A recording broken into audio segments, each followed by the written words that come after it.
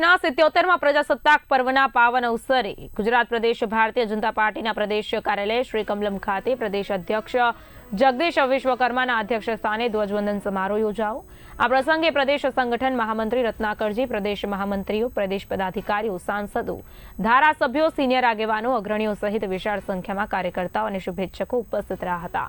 સૌ નાગરિકોને દેશના 77મા પ્રજાસત્તાક પર્વની શુભકામનાઓ પાઠવી જગદીશ વિશ્વકર્માએ જણાવ્યું હતું કે ભારત આજે વિકસિત ભારતની દિશામાં દ્રઢપણે આગળ વધી રહ્યું છે।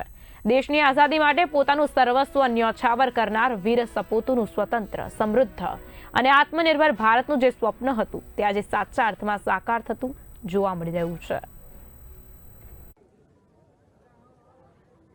આજના 77મા પ્રજાસત્તાક પર્વની આપ સૌને ખૂબ ખૂબ શુભકામનાઓ પાઠવું છું।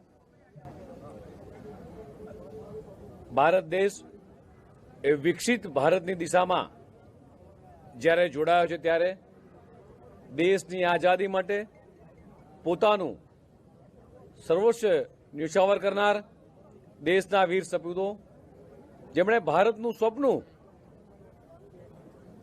જોવું તો આઝાદ ભારતનું, અને જે દિશામાં આજે ભારત સાચા અર્થમાં આકાર લઈ રહ્યું છે ત્યારે આજે વિશ્વ ભારતની વિકાસ યાત્રાને જોઈને ભારત અને પ્રત્યેક ભારતીય વાસીઓને સન્માનજનક રીતે જોઈ રહ્યા છે। દેશના યશસ્વી પ્રધાનમંત્રી માનનીય મોદી સાહેબે જોયેલું 2047નું વિકસિત ભારતનું સ્વપ્ન આજે દેશના 140 કરોડ લોકો એ દિશામાં જ્યારે આગળ વધી રહ્યા છે ત્યારે